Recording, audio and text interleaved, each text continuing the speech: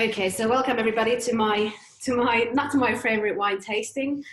We are going to be about 35 people here today. So I've muted you all and I've hidden your screens so you can watch me talking and see the presentation I've created for you. And because we are so many, I've decided that we will go through all the 4 wines that I've chosen for this tasting. I will explain you why I don't particularly like those wines I've chosen.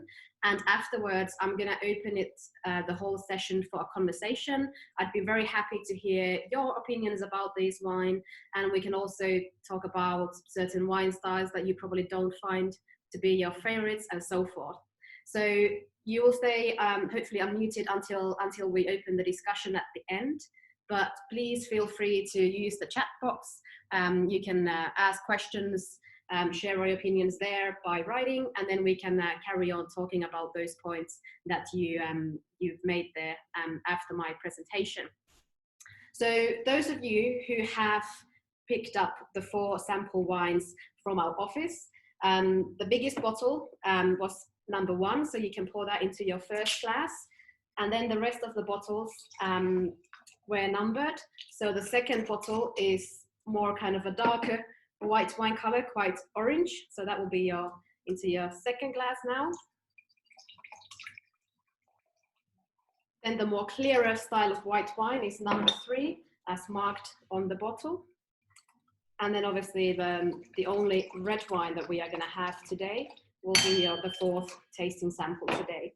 So for those of you who did not pick up the wines or are watching the filming recording afterwards, these samples are about 5 centiliters each, and the people who are joining us live today could pick them up from our office. So, not my favorite wines. First of all, why are we doing this? We want to encourage open discussion about wine. In Viinitie, we have about 140 different producers in our portfolio, and of course, there are going to be certain wines that not all of us actually would prefer to drink in our own time. And we want to encourage this kind of conversation that even if you don't like a certain wine particularly, you don't want to finish a bottle of that wine, you can still appreciate how the wine is made. And you can find quality wines in all different price points or categories. There can be quality wines even if you don't particularly like that style yourself. And also I did have a few questions like, oh, are these all wines that are going to be left out from your portfolio or sold out quickly after this? No, not really. It's, you know, it's just wines that I personally would rather not drink a full bottle of. I might manage to drink a glass, but I wouldn't choose it from a wine list in any restaurant, or I wouldn't like to really enjoy that in my free time. And it's okay. You know, at the end of the day, we are just talking about wine, so we can be quite relaxed about it, I think. So this is why we came up with the idea of doing not my favorite wines, to also encourage conversation with you guys, whether some of these wines are actually maybe your favorite styles. And it's okay. I'm not an authority in that sense that, you know, if I don't like something, nobody can like it. So I hope you stay open-minded. I hope you disagree, and I hope to have interesting conversations after we've done the tasting. So let's start. The first wine is the only wine that you actually know already what it is if you picked up the bottle. So our first wine is a DOC Prosecco. Now, DOC Prosecco, as you can see from the map, it's a big area. You do have the DOCGs of Asolo and Conegliano Valdobiadene coming from these small regions. And then you have a bit of specification, you know, you might have a Prosecco coming from Treviso area or Trieste area. But apart from that, Prosecco is made in a very, very large area. And Prosecco is done in huge quantities. Just in 2010, there were about 155 million bottles of Prosecco produced, but 8 years later, already just short of 500 million bottles of Prosecco were made. So the Prosecco area itself has enlarged incredibly much. And I find, especially if you look at the next map, you know, you can see that the best areas, the Prosecco Conegliano Valdobbiadene, where the superior styles come from, here you still have some of the hillsides where, you know, when you have a steeper hillside, the characteristic of the wine is a bit more interesting than from the flatlands. Same goes with Asolo. But when you look at the big Prosecco area, it reaches down all the way down here, where the terrain is pretty flat. And that's the problem for me in DOC Prosecco. It's just kind of generic. The grape itself, the vineyard work itself is just, it's more about the quantity than the quality. And I think this is also something that Prosecco really suffers of, because they don't have these better distinguishing sites in the large area. That's why the DOC, it's just become too quantity focused and too marketed for my liking. And also now that we're discussing about the new DOC Prosecco Rosé, you know, that they have to change the law to be able to do that. And why they actually are wanting to do Rosé Prosecco is because Rosé is a trend, Prosecco is a trend. So they want to create something just for the kind of markets to ride the wave of success. And personally, I don't think this is how wine world should really work like. You know, wine world, we should be encouraging better wine culture and not just, you know, formulate wines for the requests of the market. So these are the premises where I don't really like DOC Prosecco, whereas I can appreciate the DOCG Prosecco coming from better sites. Now, I love bubbles. I like drinking bubbles a lot.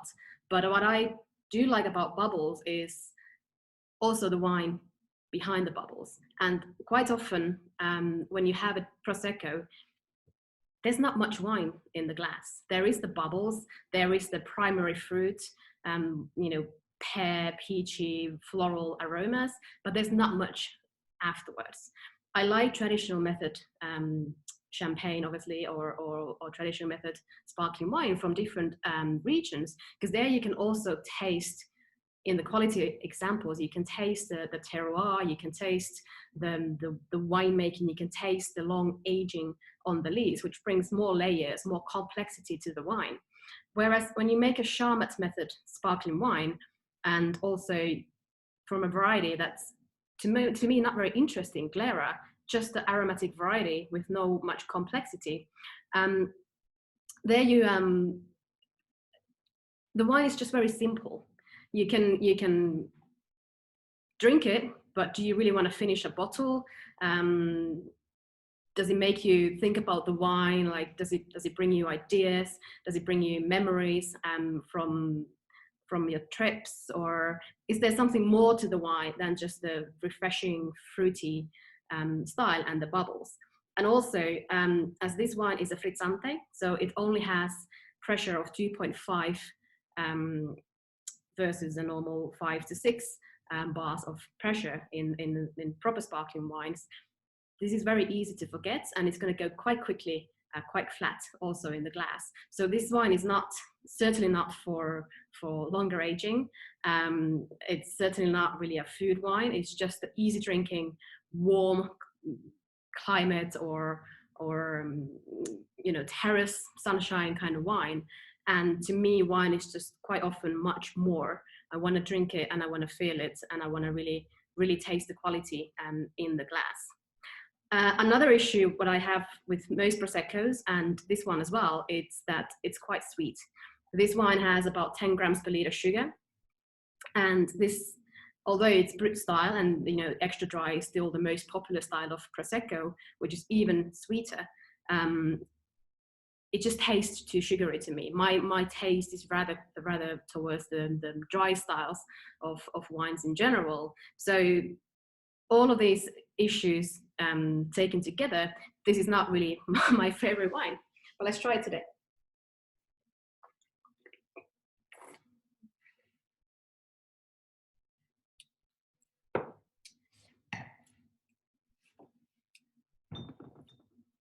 Put it in the mouth, you get the fruit explosion, you get the sugary roundness, you get the mousse, and then you swallow it or spit it out, and there's not much left.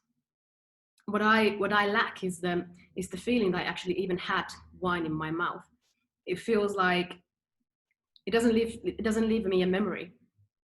I already feel like I need to take another sip just to prove myself I've had a glass of wine. So all these things are troubling me with Prosecco's, especially when they are DOCs and come from those flat terrains. I just don't find that the wine has personality, and wine that's only clean and just easy and there's no story to tell, I just kind of find it a bit boring. So this is why I'm not very keen on DOC Prosecco.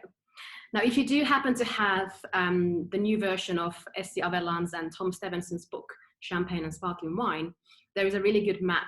I didn't want to copy it, but there's a really good map on Prosecco where you can really see the differences between the flatlands and between the geographies of the better regions. And I believe there is good quality Prosecco in the world, but you just need to have the specific terrain for it and restrict the yields and really put some enthusiasm and winemaking skill to craft that style. Okay, so that was the first wine in not my favorite wine tasting. The next one, sorry, the picture is a bit provoking. Orange wine. Now, orange wine, it's a winemaking technique. So it's a wine made from white grapes, treated as if they were red grapes, so fermented on their skins. So you can probably divide still wines into white wines, which are made from the juice of white grapes without the skins. Then you can have orange wines, which are white wines fermented with their skins. Then you have rosé wine, which is red grapes, but mainly fermented without the skins, just a tiny bit of skins. And then you have red wines from red grapes fermented with the skins. Right, that's pretty much what you have. And to me, orange wine, it's a winemaking technique. It's a more, some people, for example, Simon Wolf, who's written the book on amber wines, he says that orange wine is not by definition natural wine, although he thinks that to be successful, orange wine should be natural, so not much interventions during the winemaking and so forth. I don't mind whether it's natural orange wine or non-natural orange wine. I guess most of them are what you could call natural. That's not really my issue with orange wines. What I struggle with the orange wine is really what the skin contact does to the fruit. I don't mind phenolics in my wine, of course, because I drink red wine and I enjoy it, and I drink phenolic white grapes like Chenin Blanc, for example. But I don't like the fact that the most orange wines have been on their skins for so long that there's not much fruit left. I think the most successful orange wines I've tried in my life have been made from aromatic grape varieties like Muscatelle or Gewürztraminer, because they are so powerfully aromatic on their own as grapes that when they are fermented on their skins, you have some fruit left still after the phenolics. Now, of course, there are many types of skin contact, and even you can't really talk about skin contact, but a bit of pre-fermentation maceration for certain varieties does a really good job. So some Rieslings or even Muscat, some of the varieties actually prefer to be macerated before the fermentation in cool temperatures, so you can get more aromatics out of the grape skins. But with these kind of orange wines, the skin contact is much longer. Usually we are talking about several days. And in this example that I have in my glass, the skin contact for the variety Pinot Gris has been 18 days, and then for two other varieties that are in this wine, Gewürztraminer and Riesling, the skin contact has been 8 days. So this is a mixture of those three: Riesling, Gewürztraminer, and Pinot Gris. And to me, it's just What I struggle with when I taste orange wine is also like I don't taste the terroir. I might be able to say, okay, these might have a muscatella, these might have a Gewürztraminer, but can I really pinpoint where the wine comes from? Maybe it's my inability, or maybe it's my lack of experience on tasting many orange wines, but I don't think I've ever been able to tell where does the orange wine come from, whether it's from Friuli or Slovenia or from Margaret River in Australia, from producers like Vanya Cullen, whether it's Georgian, whether it's Austrian. It's just the winemaking technique is so upfront in these wines that it's very hard to tell where the wine actually comes from. And also, like, in Master of Wine exams, they have had orange wines there because they have had all styles of wine in the exams. But when they ask questions about that particular wine, they very rarely ask where does the wine come from or what is it made of. They mainly ask about the style of the wine or the commercial potential of the wine or the winemaking technique. So you still have to understand how the wine is made and where could it be successful commercially. But it's very rare that you could be able to tell that this particular wine comes from certain region and a certain vintage and is made from certain grape varieties. So this particular orange wine is an Alsatian wine. So Gewürztraminer, Pinot Gris, and Riesling. Even on the nose, I mean, okay, this is also something that you could call natural wine. So it's done without any commercial yeasts. It's not filtered, it's not fined, all organic fruit, and there's no sulfur dioxide addition either. And in the smell, you can already smell that it's quite volatile. So the volatile acidity level is relatively high. I wouldn't say this wine is really that ropey, but you do get a bit of, even looking at the glass, it feels a bit thick. So ropiness is this kind of problem in the wine that it's just a bit too thick. I'm not a chemist, so I can't really explain what's happening in the wine, but it's a problem. And often as well, I might be curious enough to try one glass of these, but I don't think I would be able to drink a whole bottle. Even if orange wines work really well with food, especially if you don't want to drink a red wine and you want to have a kind of full-bodied white wine or something similar to your meat course, orange wines can work out well because of the phenolics in the wine. But to me, it's just not pleasurable. But I'll give you a go.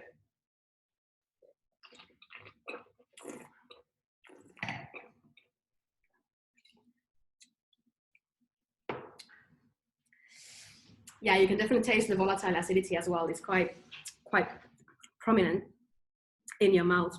But there's no bad aftertaste. The wine is not breathy. There's no mousiness in the wine.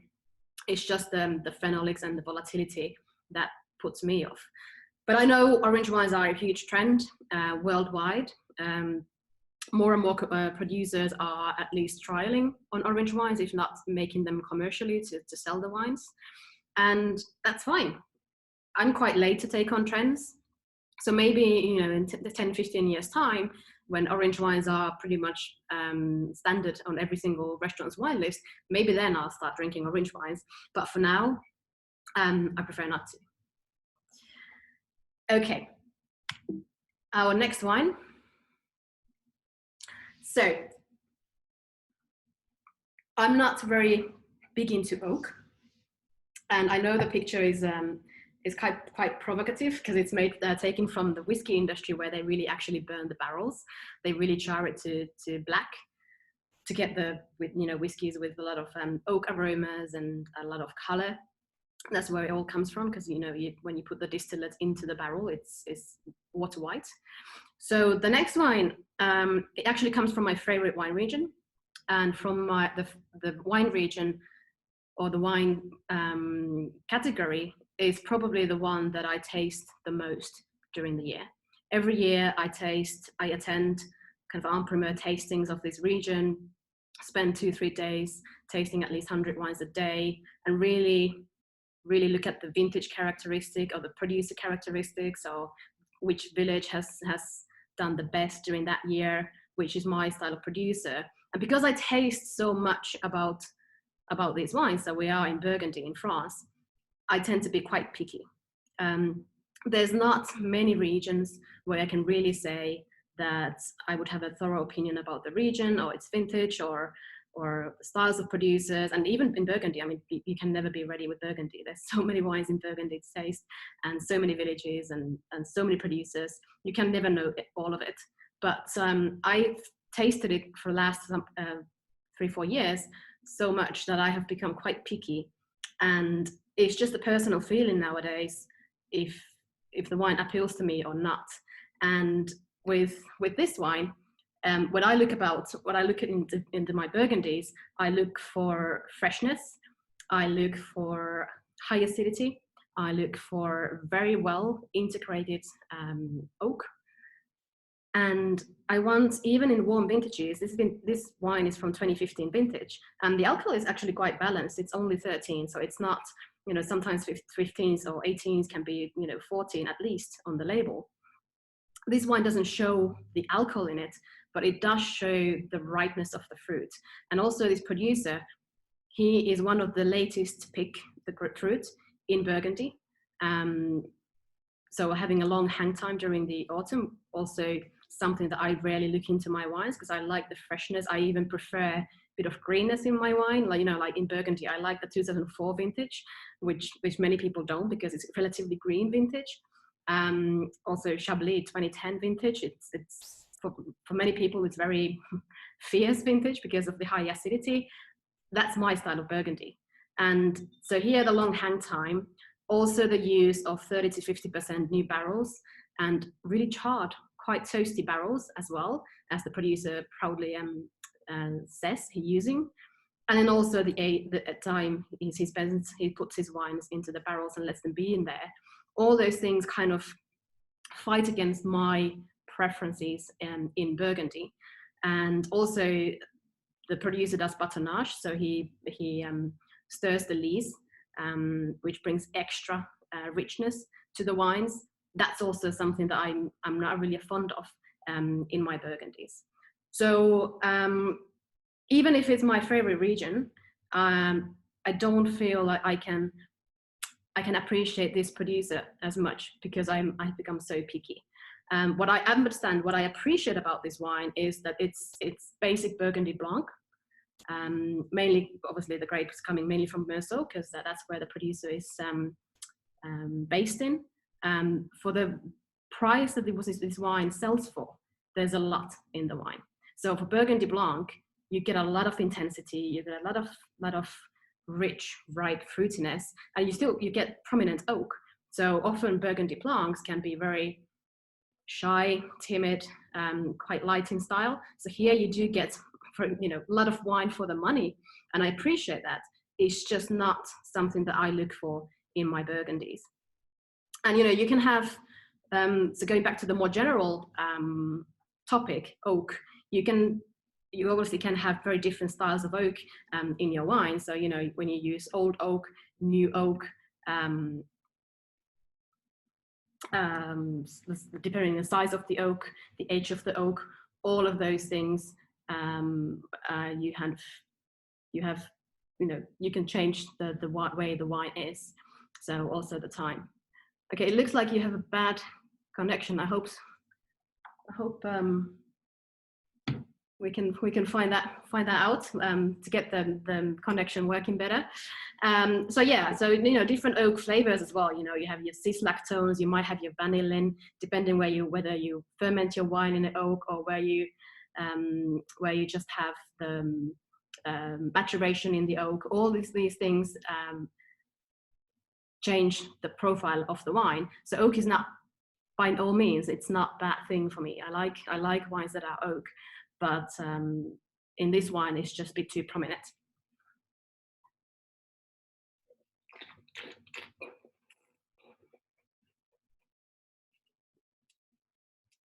The fruit itself, it's quite tropical, very ripe. And then you have that kind of butterscotch, spices, vanilla, really, really tangible oak. And that's something I just personally struggle with in Burgundy. Okay, I'm sorry if you guys have some issues with the connection. Hopefully we are recording this, so maybe if you miss something, you can watch it afterwards. Okay, so the last sample comes from Italy, from Veneto. And okay, so by now you should know that I'm not really into wines that showcase the technique rather than the terroir. And the wine we have now in the glass is a ripasso.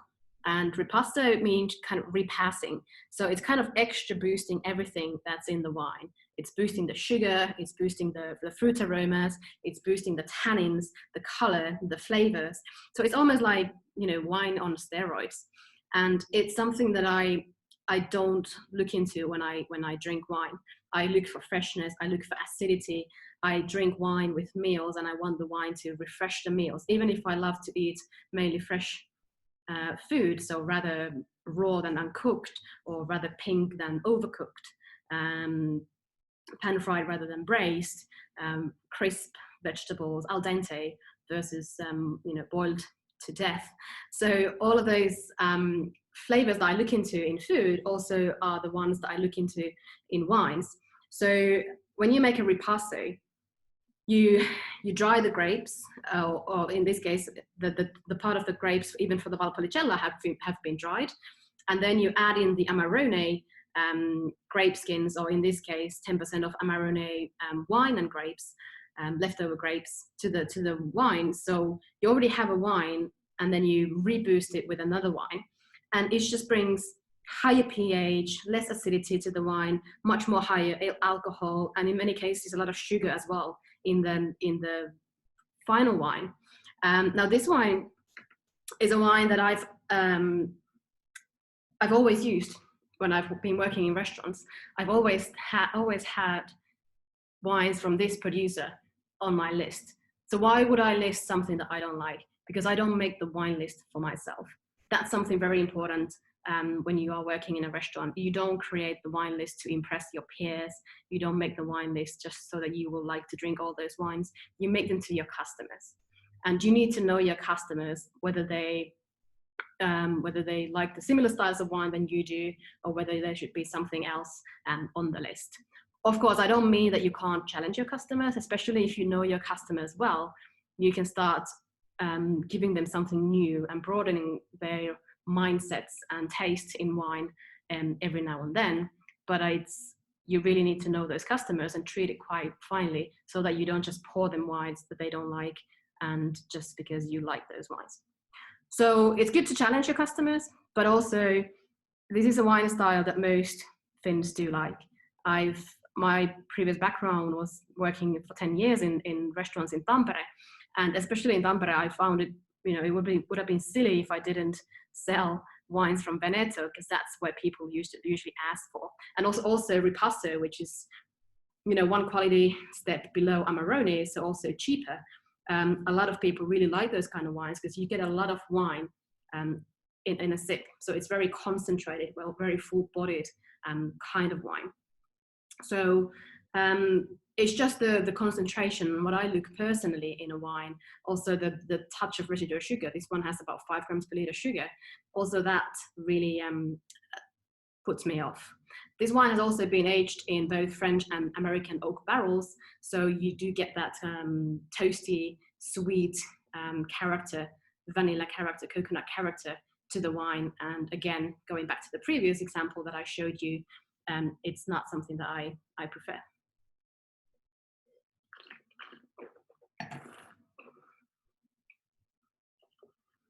Still, I think this wine is balanced. And when I did work in restaurants, I actually used this particular producer because I know the producer well. I like the guy, and I'm happy to sell a wine from a person that I like, even if I don't like that particular wine. So it's not for me, it's for my customers, and that's why I use to show these wines. So, just a bit more pictures on the ripasso grapes. That was the presentation part. So I'm going to we can open up the conversation now, and I'd be very happy to hear your comments about these 4 wines. Give me your thoughts about them. Let's open the discussion, but also I'd like to hear if there are certain wine styles that you guys struggle with and you don't often find pleasurable.